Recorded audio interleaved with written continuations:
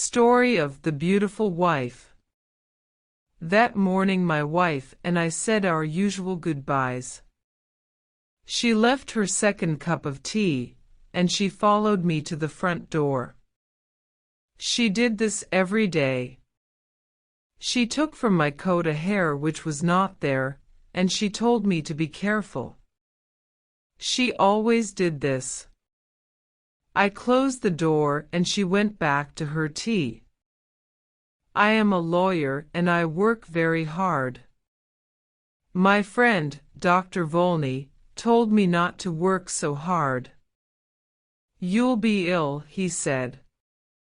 A lot of people who work too hard get very tired, and suddenly they forget who they are. They can't remember anything. It's called amnesia. You need a change and a rest. But I do rest, I replied. On Thursday nights my wife and I play a game of cards, and on Sundays she reads me her weekly letter from her mother.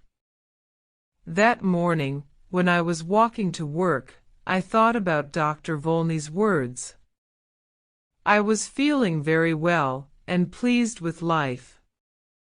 When I woke up, I was on a train and feeling very uncomfortable after a long sleep. I sat back in my seat and I tried to think. After a long time, I said to myself, I must have a name. I looked in my pockets. No letter. No papers. Nothing with my name on. But I found $3,000. I must be someone, I thought. The train was crowded with men who were all very friendly. One of them came and sat next to me. Hi. My name's Boulder and Son from Missouri. You're going to the meeting in New York, of course. What's your name? I had to reply to him, so I said quickly, Edward Pincomer from Cornopolis, Kansas. He was reading a newspaper, but every few minutes he looked up from it to talk to me. I understood from his conversation that he was a druggist, and he thought that I was a druggist, too. Are all these men druggists? I asked. Yes, they are, he answered.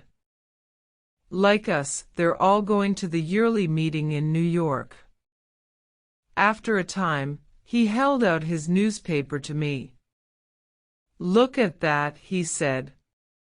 Here's another of those men who run away and then say that they have forgotten who they are.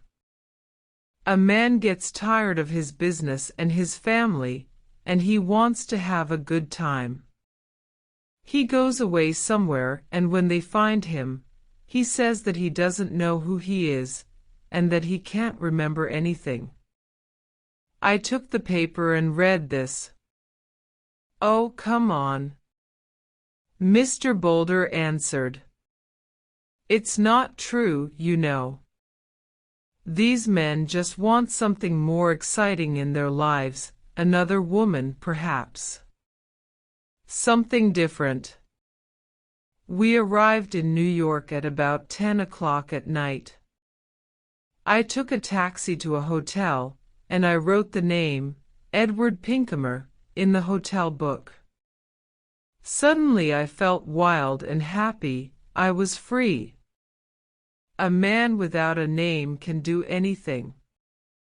The young man behind the desk at the hotel looked at me a little strangely. I had no suitcase. I'm here for the druggist's meeting, I said. My suitcase is lost. I took out some money and gave it to him. The next day I bought a suitcase and some clothes, and I began to live the life of Edward Pincomer. I didn't try to remember who or what I was. Thanks for watching story. Please subscribe our channel in more stories. Thank you.